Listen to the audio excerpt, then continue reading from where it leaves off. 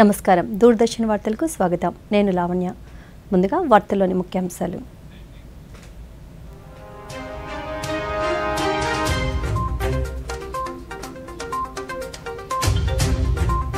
పోలవరం ప్రాజెక్టుపై శ్వేతపత్రం విడుదల చేసిన ముఖ్యమంత్రి ఎన్ చంద్రబాబు నాయుడు గత ప్రభుత్వం పోలవరాన్ని నిర్వీర్యం చేసిందని ఆవేదన పంచాయతీరాజ్ అధికారులతో ఉప ముఖ్యమంత్రి సమీక్ష నిధుల వినియోగం ఆయా శాఖల్లో చేపట్టిన పనుల పురోగతిపై చర్చించిన Pawan Kalyan NEET paper leak వ్యవహారంపై లోక్సభలో గందరగోళం చర్చకు విపక్షాల పట్టు సభ సోమవారానికి వాయిదా నేడు భారత పూర్వ ప్రధాని పివి నరసింహారావు జయంతి నివాళులర్పించిన ప్రధాని మోడీ ముఖ్యమంత్రి ఎన్ చంద్రబాబు నాయుడు ప్రధాని మన్ కీ బాత్ కార్యక్రమం ఈ నెల 30వ తేదీ ఆదివారం ఉదయం 11 గంటలకు తెలుగు అనువాదం వెనువెంటనే దూరదర్శన్ సప్తగిరిలో ప్రసారం.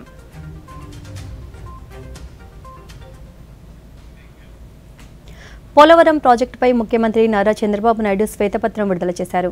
గత 5 ఏళ్లలో పోలవరం ప్రాజెక్టు నిర్మాణ పనులకు సంబంధించిన పురోగతిని రాష్ట్ర ప్రజల ముందుంచి ఆయన రాష్ట్రానికి జీవనాడి అయిన పోలవరంపై వాస్తవ పరిస్థితులను ప్రజలకు తెలియజేసేందుకే శ్వేతపత్రం విడుదల చేస్తున్నట్లు తెలిపారు. మొత్తం 7 శ్వేతపత్రాలు విడుదల చేస్తామన్నారు. మేధావులు నిపుణులు సహా అందరి సలహాలు తీసుకుంటామని, ప్రజలు గెలవాలని, రాష్ట్రం నిలబడాలని తెలిపారు. కేంద్రం నుంచి వీలైనంత ఎక్కువగా నిధులు తీసుకురావాలని, 25 రోజుల్లో బడ్జెట్ ప్రవేశపెట్టాల్సిన అవసరం ఉందన్నారు. వెబ్సైట్ల ద్వారా పత్రాలని అందుబాటులో ఉంచుతామన్నారు. పోలవరం ప్రాజెక్టుపై గత ముఖ్యమంత్రి శాసనసభ వేదికగా ఏటా చేసిన ప్రసంగాలతో పాటు మంత్రిగా అమ్మంటి రాంబాబు చేసిన ప్రకటన వీడియోలను మీడియా సమావేశంలో చంద్రబాబు నాయుడు ప్రదర్శించారు. పబ్లిసైజ్ చేస్తున్నాం, సమయం కూడా తక్కువ ఉంది. ఒక పక్కన నిన్నటి వరకు ఫార్మాలిటీస్ అని మేము కంప్లీట్ చేయాలి. అది అయిన తర్వాత కేంద్రంలో బడ్జెట్ పెడుతున్నారు, ఇక్కడ బడ్జెట్ పెట్టాలి. కేంద్రంలో బడ్జెట్ పెట్టే ముందు మన సమస్యలన్నీ వాళ్ళ దృష్టికి తీసుకొచ్చి ఎంతవరకు వీలైతే అంతవరకు మనం ఫండ్స్ తెచ్చుకోవడం కానీ, అదే మరి ప్రాజెక్టులు తీసుకోవడం కానీ ఇవన్నీ జరగాల్సిన అవసరం ఉంది. అందుకే ఒక 20-25 రోజుల్లో 7 పేపర్లు కూడా చర్చలన్నీ కంప్లీట్ చేసి మళ్లీ మేము అసెంబ్లీ సమావేశాలు పెట్టుకుని బడ్జెట్ కూడా ప్రవేశపెట్టాల్సిన అవసరం ఉంది. లేకపోతే మళ్లీ ఒక సంవత్సరం మనకు ఒక కన్ఫ్యూజన్ లో పోయే పరిస్థితి వస్తుంది. అందుకే మేము 7 సబ్జెక్ట్స్ కూడా మీకు ఒక ఐడియా ఉంది. మేము కూడా టైం టేబుల్ ఇస్తాం, దీనిపైన తరోగా చర్చ చేస్తాం. చర్చ చేసిన తర్వాత ప్రజలందరూ ఇచ్చిన సజెషన్స్ కూడా తీసుకొని వెబ్సైట్స్ అన్ని, ఇప్పుడు ఇరిగేషన్ ఉంది, ఈ ఇరిగేషన్ ఒక వెబ్సైట్ ఓపెన్ చేస్తాం. టోటల్ డాక్యుమెంట్స్ అన్ని అందులో పెడతాం. ఎందుకంటే ఒక అలవాటు అయిపోయింది, ఏది చేసినా ఎదురుదాడి చేయడం. ఒక మీడియాలో ఇదే పనిగా వాళ్లకు క్రెడిబిలిటీ లేకపోయినా, విశ్వసనీయత లేకపోయినా చెప్పిన తప్పులే 100 సార్లు చెప్పి ప్రజలను నమ్మించే ప్రయత్నం చేయడం, దానికి చెక్ పెట్టాల్సిన అవసరం ఉంది. దానికోసమే ఈరోజు మా ప్రయత్నం. తప్పకుండా ఎప్పటికప్పుడు వాళ్ళు చెప్పినట్టన్నిటికీ కూడా ప్రజలే సమాధానం చెప్పే విధంగా ప్రజా చైతన్యాన్ని తీసుకొస్తాం. ఇప్పుడు ఫస్ట్ తీసుకున్న పేపర్ మేము చూస్తే 2 భాగాలున్నాయి. కానీ మొదటి భాగం పోలవరం, రెండోది ఇరిగేషన్ ప్రాజెక్ట్స్, సాగునీటి ప్రాజెక్టులు. ఈరోజు మేము సాగునీటి ప్రాజెక్టులు తీసుకోవడం లేదు. ఆంధ్రప్రదేశ్ రాష్ట్రానికి సాగునీటి ప్రాజెక్టుల అవసరం చాలా ఉంది. ఆ రోజు తెలుగుదేశం పార్టీ హయాంలో 64,000 కోట్ల రూపాయలు, 67,000 కోట్ల రూపాయలు 5 సంవత్సరాల్లో ఇరిగేషన్ పైన ఖర్చు పెట్టాం. ఇప్పుడైతే మెయింటెనెన్స్ కూడా ఇవ్వలేని పరిస్థితి వచ్చింది. అవన్నీ నేను కూడా ఒక వారం తిరిగాను, రాష్ట్రంలో ప్రజా చైతన్యం తీసుకొచ్చాను. ఆ విషయాలు మళ్లీ నేను మాట్లాడతాను. తెలంగాణ రాష్ట్ర గవర్నర్ రాధాకృష్ణన్ ఈ రోజు ఆంధ్రప్రదేశ్ ముఖ్యమంత్రి నారా చంద్రబాబు నాయుడును మర్యాదపూర్వకంగా కలిశారు. ఉండవల్లిలోని ముఖ్యమంత్రి నివాసానికి చేరుకున్న రాధాకృష్ణన్కు చంద్రబాబు నాయుడు, మంత్రి నారా లోకేష్ స్వాగతం పలికారు. అనంతరం గవర్నర్ను సెల్వాతో సత్కరించారు. ఈ సందర్భంగా చంద్రబాబు నాయుడుతో భేటీ అయ్యారు. రాధాకృష్ణన్ తొలిసారి అమరావతి రావడంతో ఈ భేటీకి ప్రాముఖ్యత సంతరించుకుంది. ఉభయ తెలుగు రాష్ట్రాలకు సంబంధించి కీలక అంశాలపై చంద్రబాబు నాయుడు, తెలంగాణ గవర్నర్ చర్చించారు.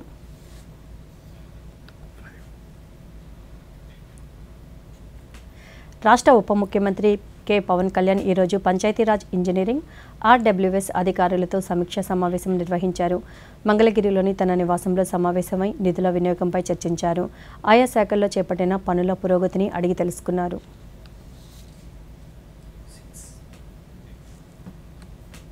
రాష్ట్రంలోని 17 మున్సిపల్ కార్పొరేషన్ల కమిషనర్లతో పురపాలక పట్టణాభివృద్ధి శాఖ మంత్రి పొంగూరు నారాయణ ఈరోజు రాష్ట్ర సచివాలయంలో అధికారులతో సమీక్ష నిర్వహించారు.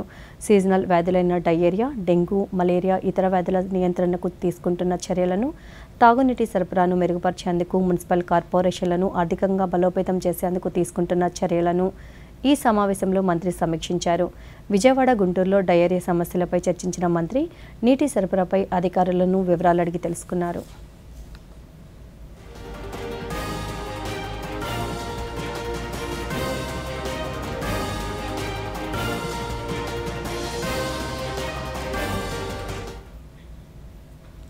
రాష్ట్ర ఐటీ శాఖ మంత్రి నారా లోకేష్ ఈరోజు ప్రజా దర్బార్ కార్యక్రమం నిర్వహించారు. ప్రజలకు అండగా నిలిచేందుకు ఉండవల్లిలోని నివాసంలో చేపట్టిన ప్రజా దర్బార్కు రికార్డు స్థాయిలో వినతులు వస్తున్నాయి. సమస్యలను వివరించేందుకు మంగళగిరి నియోజకవర్గంతో పాటు రాష్ట్ర వ్యాప్తంగా వివిధ జిల్లాల నుంచి అధిక సంఖ్యలో ప్రజలు లోకేష్ నివాసానికి తరలివచ్చారు. వర్షాన్ని లెక్క చేయకుండా ఉదయం నుంచే మంత్రి లోకేష్ను నేరుగా కలిసి సమస్యలను వివరించారు. ప్రతి ఒక్కరి సమస్యను విన్న మంత్రి ఆయా సమస్యల పరిష్కారానికి తగిన చర్యలు తీసుకుంటామని వారికి భరోసా ఇచ్చారు. సమస్యలను సంబంధిత శాఖలకు పంపి సత్వర పరిష్కారానికి సిబ్బందికి ఆదేశాలు జారీ చేశారు.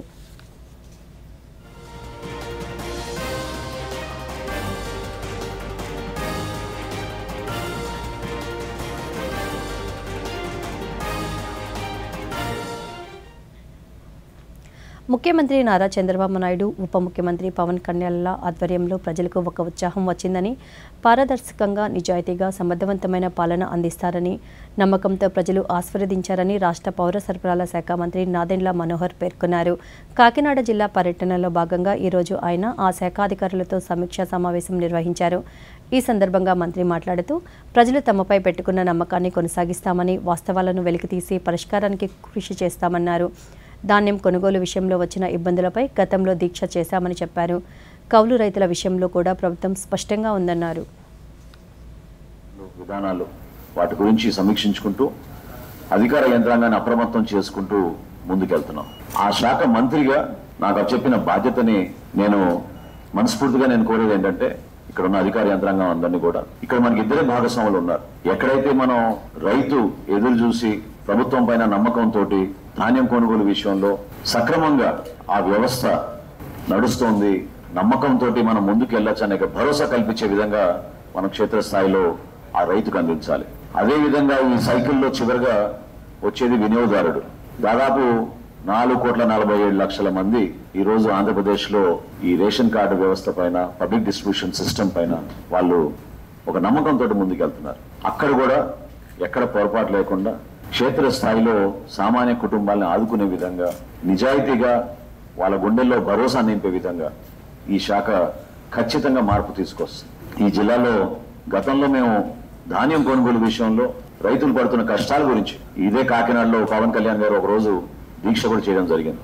అనేక సందర్భాల్లో ప్రభుత్వం ఆదుకోవాల్సిన అవసరం ఈ రైతాంగానికి ఖచ్చితంగా ఉంటుంది. వాళ్ళకి నమ్మకం కలిగించాలనే ఉద్దేశంతో ధాన్యం కొనుగోలు జరిగిన తర్వాత కూడా 4 నెలలు 6 నెలలు వాళ్ళకి డబ్బులు అందించకపోవడం, ఆ రోజున వాళ్ళు పడిన కష్టాలు మేము మర్చిపోలేం. 1975 జూన్ 25 నాటి ఎమర్జెన్సీ సమయంలో జరిగిన యథార్థ సంఘటనలపై ఈరోజు విజయవాడలో అవగాహన సదస్సు నిర్వహించారు. ఈ కార్యక్రమంలో రాష్ట్ర వైద్య ఆరోగ్య శాఖ మంత్రి సత్యకుమార్ యాదవ్ పాల్గొన్నారు.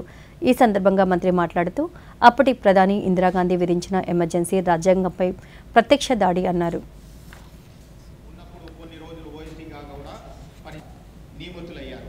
కేరళ, కర్ణాటక అసెంబ్లీ ఎన్నికల్లో పార్టీ పరిశీలకులుగా పనిచేశారు. రాజ్యాంగాన్ని తమ అవసరాల కోసం, తమ అధికారాన్ని నిలుపుకోవడం కోసం, అధికారం చిరస్థాయిగా నిలిచిపోయేలాగా చేసుకోవడం కోసం రాజ్యాంగాన్ని 5 సార్లు మార్చింది. ఏ నాయకులైతే ప్రచారం చేశారో, అసత్య ప్రచారం చేశారో ఆ నాయకులు పుట్టిన కాంగ్రెస్ పార్టీ. అత్యంత చీకటి రోజు. ఇవాళ పెద్ద పెద్ద మాటలు మాట్లాడుతున్న వాళ్ళంతా అధికారం చేతిలో ఉంటే అణిచివేయడం ఎంతకాలం ఒక క్షణం పట్టదని చెప్పి పాఠం నేర్పిన కాంగ్రెస్ పార్టీ వారు ప్రజల రక్తం సాక్షిగా అవాళ చీకటి రోజు తెచ్చిన కాలం 70వ దశకం. ఏ దేశానికి ఆ దేశ చరిత్ర, సంస్కృతి, సాంప్రదాయాల గురించి తెలుసుకోవాల్సిన అవసరం ఉంది. అది తెలుసుకున్న నాడే ఆ దేశం మనుగడ సాగుతుందని విశ్వాసం మనందరికీ. మంచి రోజులు గుర్తు చేసుకోవాలి, అరాచక దినాలను కూడా గుర్తు చేసుకోవాల్సిన అవసరం. అప్పుడే మంచిని మరింత మెరుగుపరుచుకుంటూ ముందుకు వెళ్ళగలం. అన్యాయాన్ని సరి చేసుకుంటూ చీకటి నుంచి వెలుగు వైపు కూడా వెళ్లే ప్రయత్నం మనం చేయగలం. గత ప్రభుత్వ హయాంలో ప్రభుత్వ వసతి గృహాల్లో సౌకర్యాలు నామమాత్రంగానే ఉంచారని రాష్ట్ర కార్మిక శాఖ మంత్రి వాసంశెట్టి సుభాష్ పేర్కొన్నారు. డాక్టర్ బిఆర్ అంబేద్కర్ కోనసీమ జిల్లా రామచంద్రపురం పట్టణంలోని ప్రభుత్వ విద్యాసంస్థలు బీసీ, ఎస్సీ, ఎస్టీ వసతి గృహాలను మంత్రి ఈరోజు ఆకస్మికంగా తనిఖీ చేశారు. సంక్షేమ వసతి గృహాల్లో కల్పిస్తున్న వసతులు, నిర్వహణపై మంత్రి ఆగ్రహం వ్యక్తం చేశారు. భోజనంలో నాణ్యత ప్రమాణాలను మంత్రి అడిగి తెలుసుకున్నారు. ఈ సందర్భంగా మంత్రి దూరదర్శన్తో ప్రత్యేకంగా మాట్లాడుతూ గత ప్రభుత్వ ఆధ్వర్యంలో పౌర సరఫరాల శాఖలో భారీ అవకతవకలు జరిగాయని పేర్కొన్నారు. జగన్మోహన్ రెడ్డి మేము సన్న బియ్యం అందజేస్తాం అని గొప్పగా చెప్పుకున్నాడు. మరి ఈరోజు తనిఖీలో తనిఖీలో అసలు నూకల బియ్యం ఇవ్వడం జరుగుతూ ఉంది. అది ఒక్క ఈ ఎస్సీ హాస్టల్కే కాదు, ప్రతి చోట ఈ నూకల బియ్యం అనేది ప్రత్యక్షం అవుతూ ఉంది. అది మేము ఫోటోలు తీసాం. త్రూ అవుట్ ఇది ఓ మాఫియా, సివిల్ సప్లైస్లో భారీ మాఫియా కుంభకోణం జరుగుతూ ఉంది. ప్రజల్ని అలాగే విద్యార్థుల్ని ముఖ్యంగా ఆర్ఓ ప్యూరిఫై వాటర్స్ది ప్రతి స్కూల్లోని పెట్టవలసిన పరిస్థితి. అవి కూడా అందులో కూడా నాచు రకమైన ప్యూరిఫైర్లని ఇచ్చి ఎక్కడా కూడా పనిచేయని వైను. ఆ ప్రిన్సిపల్స్ ఏం చేస్తా ఉన్నారంటే తాళరావు ప్రిన్సిపల్ గారు మరి ఆ బోర్ వాటర్లో కొట్టుకుని తాగమంటాం, అవి కూడా మురుగ్గా రావటం, ఈ యొక్క విద్యార్థుల పట్ల అశ్రద్ధ. నాడు నేడు స్కూల్స్ విద్య మీద ఇంగ్లీష్ మీడియం అని అదని పెద్ద కవర్లు చెప్పి కనీసం ఒక శానిటైజేషన్ కూడా చాలా అత్యంత దారుణం. 2029 ఎన్నికల్లో కూడా రాష్ట్రంలో టీడీపీ భారీ మెజారిటీతో గెలుపొందడానికి తన వంతు కృషి చేస్తానని పార్టీ రాష్ట్ర నూతన అధ్యక్షులు పల్లా శ్రీనివాసరావు పేర్కొన్నారు. మంగళగిరి టీడీపీ కేంద్ర కార్యాలయంలో ఈరోజు ఆయన రాష్ట్ర అధ్యక్షుడిగా బాధ్యతలు చేపట్టారు. ఈ సందర్భంగా పల్లా శ్రీనివాసరావు మాట్లాడుతూ పార్టీ అభివృద్ధికి కృషి చేసిన ప్రతి కార్యకర్తకు అభినందనలు తెలిపినట్లు చెప్పారు. కార్యకర్తలకు ఎలాంటి సమస్యలున్నా తెలియజేయాలన్నారు. నారా చంద్రబాబు నాయుడు గారికి అలాగే లోకేష్ బాబు గారి యొక్క నమ్మకాన్ని నేను ఉంచుకొని ఆ నమ్మకాన్ని ఓము కాకుండా ముందుకు వెళ్తానని చెప్పి ఈ సందర్భంగా తెలియజేస్తున్నా. నిజంగా నన్ను రాష్ట్ర అధ్యక్షుడిగా చేయడం నా పూర్వజన్మ సుకృతంగా నేను భావిస్తున్నానని చెప్పేసి ఈ సందర్భంగా తెలియజేస్తున్నాను.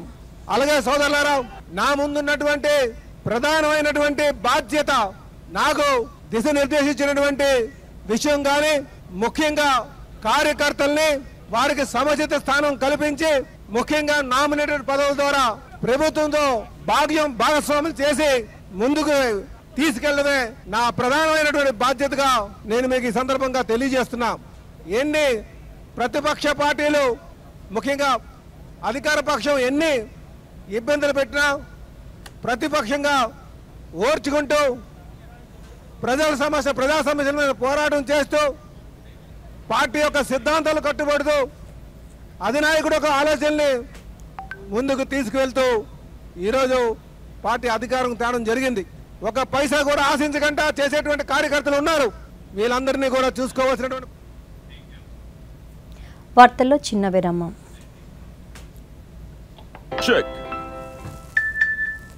వెళ్ళి తీరాలి. అరే గేమ్ వదిలేసా. నెలైంది కంప్లైంట్ చేసి, బ్యాంక్ రిఫండ్ చేయడమే లేదు. కంప్లైంట్ చేయాలి. అరే కూర్చోండి, ఇక్కడి నుంచి చేసేయండి. ఆర్బీఐ అంబడ్స్మన్ కి ఎలా? ఆర్బీఐ అధికృత బ్యాంకులు, ఎన్బిఎఫ్సిలు లేదా డిజిటల్ లావాదేవీల ప్లాట్ఫామ్స్ అన్నిటి గురించి మీరు ఫిర్యాదు చేయొచ్చు ఇంట్లోంచే. ఆర్బీఐ సిఎంఎస్ పోర్టల్ పై. ఇదిగో చెక్ మేట్. కంప్లైంట్ చేయాలా?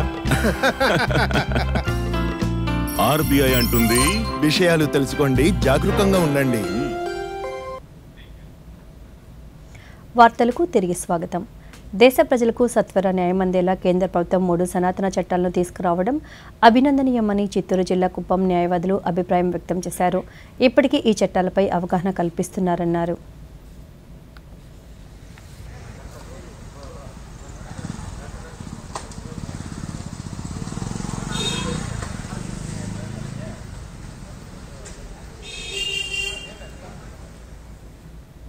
సెంట్రల్ గవర్నమెంట్ వాళ్ళు కొత్త 3 యాక్టులను అమెండ్ చేస్తూ కొత్తగా ఇంప్లిమెంట్ చేస్తున్నారు. 1/7/2024 నుండి కొత్త 3 చట్టాలను కొత్తగా ఇంప్లిమెంట్ చేస్తున్నారు.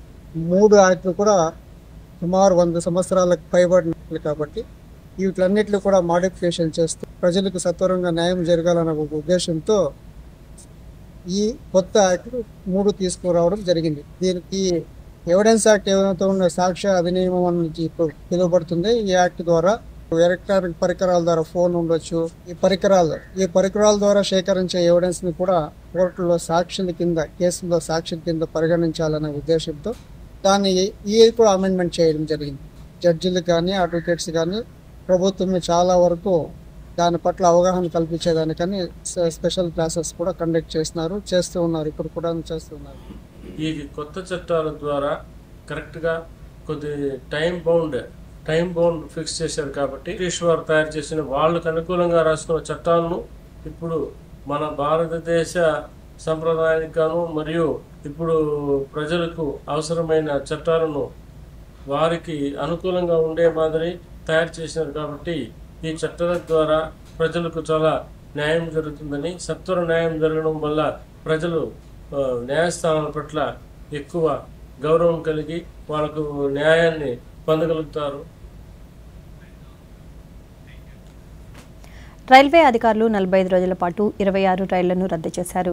రద్దు చేసిన వాటిలో రత్నాచల్, జన్మభూమి, సింహాద్రి, సర్కార్ ఎక్స్ప్రెస్ సహా ప్రాధాన్యత ఉన్న రైళ్లను అధికారులు రద్దు చేశారు. దీంతో విజయవాడ, విశాఖ, తిరుపతి, హైదరాబాద్ వెళ్లేవారు అవగాహనతో ఉండాలని Vijayawada railway division DRM Narendra Anandarao Patil తెలిపారు.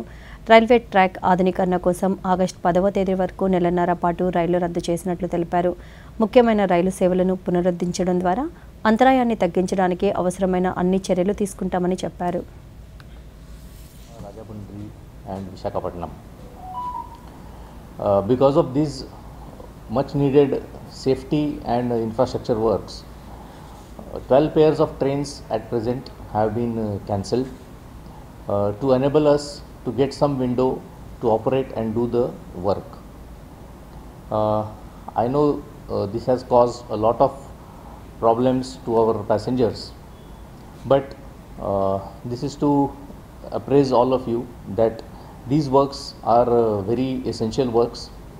In fact, the section from Vijayawada towards Rajahmundry and Visakhapatnam has been a double line section, whereas 2 double lines merges near Vijayawada, and there is a lot of bottleneck and congestion.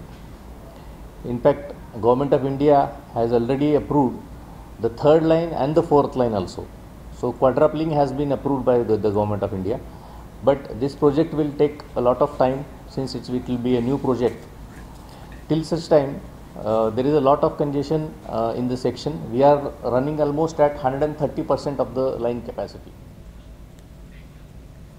Kurnool జిల్లా కలెక్టర్గా రంజిత్ బాషా కర్నూలులో బాధ్యతలు స్వీకరించారు. అనంతరం collector మీడియాతో మాట్లాడుతూ కర్నూలు జిల్లా నాకు సొంత జిల్లా అని, జిల్లా అభివృద్ధికి ప్రజలు, ప్రజాప్రతినిధుల సహకారంతో ఒక యాక్షన్ ప్లాన్తో అభివృద్ధి చేయడానికి తన వంతు బాధ్యతతో పనిచేస్తానని తెలిపారు. అంతకుముందు జిల్లా ఉన్నతాధికారులు, కలెక్టరేట్ సిబ్బంది కలెక్టర్కు స్వాగతం పలికారు. ఈ జిల్లా నాకు సొంత జిల్లాలాగే అది నందికొట్కూరు అయినప్పటికీ కూడా చాలా వరకు స్టడీస్ కానీ అటాచ్మెంట్ కర్నూలుతో ఉంది. సో 20 years బ్యాక్ ఇక్కడ నుంచి జాబ్ రీత్యా ఢిల్లీకి వెళ్ళడం జరిగింది. మళ్ళీ 20 years తర్వాత మళ్ళీ కర్నూలుకి కరెక్ట్గా రావడం చాలా ఆనందదగ్గ విషయం. సో డెఫినెట్లీ జిల్లా అభివృద్ధికి మీ అందరి సహకారంతో, జిల్లా ప్రజల సహకారంతో, అలాగే ప్రజాప్రతినిధుల సహకారంతో సో గవర్నమెంట్ ప్రయారిటీ ఏదైతే ఉందో వాటిని దృష్టిలో పెట్టుకొని ప్రజలందరికీ కూడా ఖచ్చితంగా సో నా వరకు ఏవైతే జిల్లా అడ్మినిస్ట్రేషన్ తరఫున ఖచ్చితంగా అందరికీ హెల్ప్ అయ్యేటట్లుగా అన్ని చర్యలు ఉంటాయి. సో దీనికి సంబంధించి ఈరోజు నుంచి ఒక యాక్షన్ ప్లాన్ రెడీ చేసుకోవడం జరుగుతుంది. సో అప్ టు జిల్లాలో ఉండేదాకా యాక్షన్ ప్లాన్ ఖచ్చితంగా ఇంప్లిమెంట్ చేసేటట్లుగా ఏర్పాటు చేసుకుంటాం. విజయవాడ దూరదర్శన్ కేంద్రంలో అసిస్టెంట్ డైరెక్టర్ ఆఫ్ ఇంజనీరింగ్గా విధులు నిర్వహిస్తున్న సామావేదం శ్రీనివాస శాస్త్రి పదవీ విరమణను పురస్కరించుకొని ఆయనకు సిబ్బంది ఘనంగా వీడ్కోలు పలికారు. రాయచూరు దూరదర్శన్ రిలే కేంద్రంలో ఉద్యోగ ప్రస్థానాన్ని ప్రారంభించి తర్వాత భీమడోలు, కాకినాడ రిలే సెంటర్లో పనిచేసి సీనియర్ ఇంజనీరింగ్ అసిస్టెంట్గా పదోన్నతి పొంది విశాఖ దూరదర్శన్లో బాధ్యతలు నిర్వర్తించారు. ఆ తర్వాత అసిస్టెంట్ ఇంజనీర్గా పదోన్నతి పొంది రాజమండ్రి దూరదర్శన్ కేంద్రంలో 11 సంవత్సరాలు పనిచేశారు. అక్కడ నుంచి నార్త్ ఈస్ట్ జోనల్ ఆఫీస్ గౌహతిలో పనిచేసి కరోనా సమయంలో విజయవాడ దూరదర్శన్ కేంద్రానికి బదిలీ అయ్యారు. 2022లో అసిస్టెంట్ డైరెక్టర్ ఇంజనీర్గా పదోన్నతి పొంది పదవీ విరమణ పొందారు. పదవీ విరమణ కార్యక్రమంలో డిప్యూటీ డైరెక్టర్ జనరల్ ఇంజనీరింగ్ ఈ రవికుమార్, ప్రాంతీయ వార్తా విభాగ అధిపతి doctor G Kondalarao, deputy director W Tatarao, ఇతర ఉన్నతాధికారులు, సిబ్బంది, ఇతర కేంద్రాల నుంచి ఆత్మీయులు, కుటుంబ సభ్యులు పాల్గొన్నారు.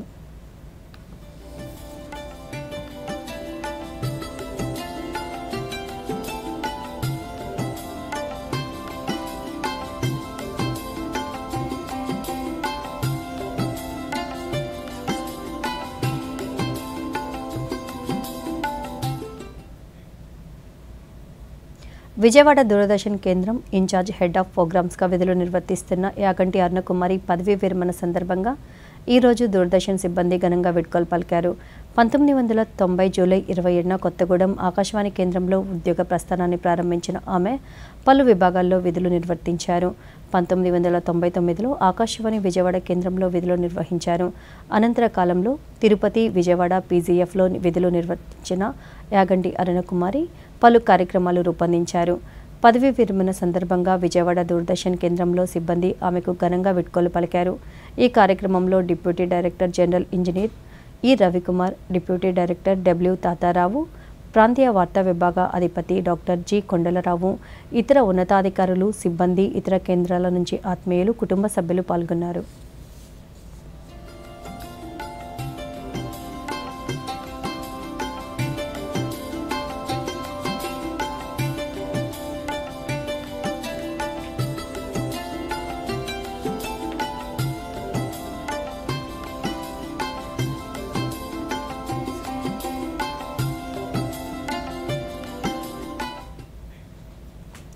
విజయవాడ దూరదర్శన్ కేంద్రంలో కార్యనిర్వహణాధికారిగా విధులు నిర్వర్తిస్తున్న గొలుగురి జగన్నాథరెడ్డి పదవీ విరమణ సందర్భంగా సిబ్బంది ఘనంగా వీడ్కోలు పలికారు. 1988లో దూరదర్శన్ కేంద్రంలో తాత్కాలిక ప్రతిపాదికన ప్రొడక్షన్ అసిస్టెంట్గా ప్రస్థానాన్ని ప్రారంభించిన ఆయన 1995 నాటికి రెగ్యులర్ అయ్యారు. హైదరాబాద్, విజయవాడ కేంద్రాల్లోనూ ఆకాశవాణిలో మార్కెటింగ్ విభాగాల్లో ఉద్యోగ బాధ్యతలు నిర్వర్తించారు. 3 దశాబ్దాలుగా రూపొందించిన అపురూప కమనీయమైన కార్యక్రమాలు చిన్నారులు, యువజన, వ్యవసాయం, వినోదం, ఆరోగ్యం, సాహిత్యం, విద్య మొదలైన ఎన్నో అంశాలపై ప్రత్యేక కార్యక్రమాలను రూపొందించి ప్రేక్షకులకు అందించారు. దృశ్యమ రూపక మాధ్యమ చరిత్రలో స్థిరస్థాయిగా నిలిచిపోయేలా తొలిసారి హాస్య, వ్యంగ్య చిత్రాలను తెలుగు ప్రేక్షకులకు పరిచయం చేస్తూ మన కార్టూనిస్టులు కార్యక్రమం రూపొందించి అందించారు. ఆయన పదవీ విరమణ సందర్భంగా సిబ్బంది ఘనంగా వీడ్కోలు పలికారు.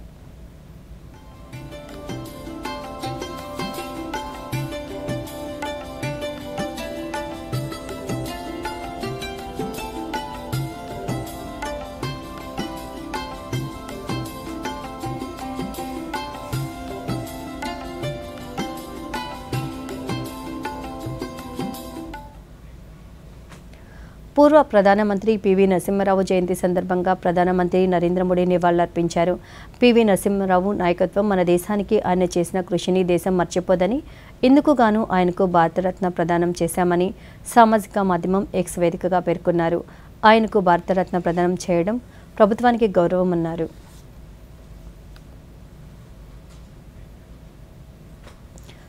బహుముఖ ప్రజ్ఞాశాలి, అపార మేధావి మాజీ ప్రధానమంత్రి పివి నరసింహారావు జయంతి సందర్భంగా ప్రముఖులు నివాళులర్పించారు. పివి నరసింహారావు తెలుగు రాష్ట్రాలకు, దేశానికి చేసిన సేవలను ఆంధ్రప్రదేశ్ ముఖ్యమంత్రి నారా చంద్రబాబు నాయుడు స్మరించుకున్నారు. పివి నరసింహారావు జయంతి సందర్భంగా నివాళులు అర్పించారు. విప్లవాత్మక సంస్కరణలు, సాహసోపేత నిర్ణయాలతో భారతదేశం బలమైన ఆర్థిక శక్తిగా ఎదిగేందుకు పునాదులు వేశారని సామాజిక మాధ్యమం ఎక్స్ వేదికగా గుర్తు చేశారు.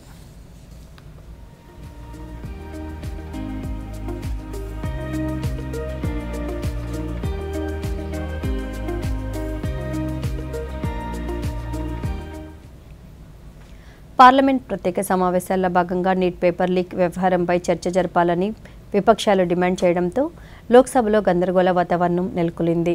ప్రతిపక్షాల ఆందోళనలతో సభ సోమవారానికి వాయిదా పడింది. ఈ ఉదయం సభ ప్రారంభం కాగానే ఇటీవల మృతి చెందిన పలువురు రాజకీయ ప్రముఖులకు సంతాపం ప్రకటించింది. అనంతరం రాష్ట్రపతి ప్రసంగానికి ధన్యవాదాలు తెలిపే తీర్మానాన్ని కేంద్రం ప్రవేశపెట్టగా దీనిపై స్పీకర్ ఓం బిర్లా చర్చను ప్రారంభించగా ప్రతిపక్షాలు నీట్ అంశాన్ని లేవనెత్తాయి. నీట్ పేపర్ లీక్ అంశంపై విద్యార్థుల కోసం చర్చించాలని ప్రతిపక్ష నేత రాహుల్ గాంధీ కోరారు. ఇందుకు సభాధిపతి అంగీకరించకపోవడంతో విపక్షాలు ఆందోళనలకు దిగాయి. దీంతో స్పీకర్ సభను మధ్యాహ్నం 12 గంటల వరకు వాయిదా వేశారు. ఆ తర్వాత సభ తిరిగి ప్రారంభమైనప్పటికీ పరిస్థితిలో ఎలాంటి మార్పు లేదు. ప్రతిపక్షాల నిరసన నేపథ్యంలో సభను సోమవారానికి వాయిదా వేస్తున్నట్లు స్పీకర్ ప్రకటించారు. आप संसदीय मर्यादाओं का पालन करेगा, ऐसी मेरी अपेक्षा आपसे।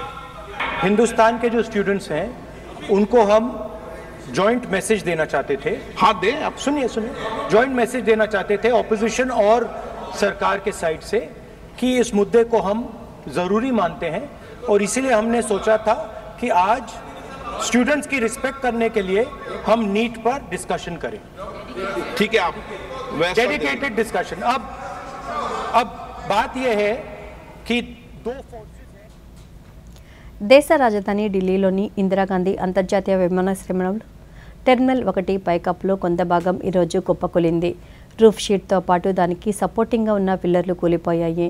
ట్యాక్సీలు సహా పలు కార్లపై పడడంతో ఒకరు మృతి చెందారు. మరో 10 మంది వరకు తీవ్రంగా గాయపడ్డారు. సమాచారం అందుకున్న వెంటనే సంఘటనా స్థలానికి చేరుకున్న అగ్నిమాపక సిబ్బంది క్షేత్రగాత్రులను రక్షించారు. ఈ ఘటనలో చాలా వాహనాలు దెబ్బతిన్నాయి. భారీ వర్షాల కారణంగానే టెర్మినల్ 1 పైకప్పు కుప్పకూలినట్టు చెప్పారు. ఈ ఘటన నేపథ్యంలో టెర్మినల్ 1 నుంచి బయలుదేరే అన్ని విమాన సర్వీసులను తాత్కాలికంగా నిలిపివేస్తున్నట్లు విమానాశ్రయ అధికారులు ప్రకటించారు. మరోవైపు క్షతగాత్రులకు ఆసుపత్రికి తరలించి వైద్య సేవలు అందిస్తున్నారు.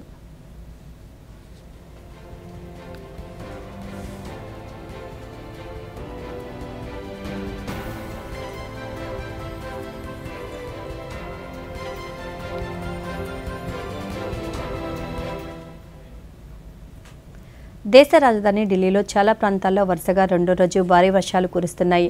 ఎడతెరప లేకుండా కురుస్తున్న వర్షాలతో లోతట్టు ప్రాంతాలు జలమయమయ్యాయి. దీంతో వాహన రాకపోకలకు తీవ్ర ఇబ్బందులు ఎదురవుతున్నాయి.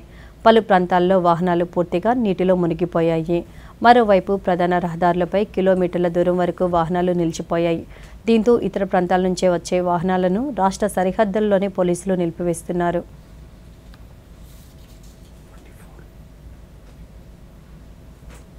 గురువారం సరికొత్త రికార్డును అధిగమించిన దేశీయ స్టాక్ మార్కెట్లు ఈరోజు నష్టాలతో ముగిశాయి. నేటి ట్రేడింగ్లో సెన్సెక్స్ 210 పాయింట్ల నష్టంతో 79,032 వద్ద ముగియగా నేషనల్ స్టాక్ ఎక్స్చేంజ్ నిఫ్టీ 33 పాయింట్ల నష్టంతో 24,010 పాయింట్ల వద్ద స్థిరపడింది. నిన్నటి లాభాల జోరును కొనసాగిస్తూ ఉదయం మార్కెట్లు ఉత్సాహంగా ఆరంభమయ్యాయి. ఆరంభ ట్రేడింగ్లో సెన్సెక్స్ 253 పాయింట్ల లాభంతో 79,496 పాయింట్లు లాభపడి సరికొత్త గరిష్టాన్ని తాకింది. నిఫ్టీ సైతం 74 పాయింట్ల లాభంతో 24,120 పాయింట్లకు పైనే ట్రేడింగ్ను కొనసాగించింది. మధ్యాహ్నం 12 గంటల వరకు సానుకూలంగా కదిలాడిన సూచీలు చివరకు నష్టాలతో ముగిశాయి. రాష్ట్ర వ్యాప్తంగా నైరుతి రుతుపవనాలు విస్తరించాయి. దీంతో రాగల 24 గంటల్లో కోస్తాంధ్రలో అక్కడక్కడ మోస్తారు వర్షాలతో పాటు భారీ వర్షాలు కురిసే అవకాశం ఉన్నట్లు రాష్ట్ర విపత్తుల నిర్వహణ సంస్థ మేనేజింగ్ డైరెక్టర్ రోనంకి కోర్మనాథ్ తెలిపారు. భారీ వర్షాల నేపథ్యంలో లోతట్టు ప్రాంతాల ప్రజలందరూ అప్రమత్తంగా ఉండాలని తెలిపారు.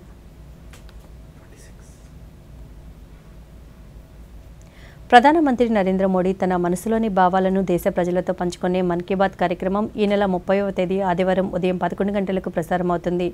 ప్రజలు తమ అభిప్రాయాలను www.mygov.in వెబ్సైట్ ద్వారా కానీ 1922 నెంబర్కు మిస్డ్ కాల్ ఇవ్వడం ద్వారా తిరిగి మన మొబైల్కు వచ్చే సంక్షిప్త సందేశంలోని లింక్ ద్వారా కూడా తెలియజేయవచ్చు. ఆకాశవాణి సమన్వయంతో దూరదర్శన్ ఛానళ్లు మన్ కీ బాత్ కార్యక్రమాన్ని ప్రసారం చేస్తాయి. ఈ నెల తెలుగు అనువాదం వెనువెంటనే దూరదర్శన్ సప్తగిరిలో ప్రసారమవుతుంది.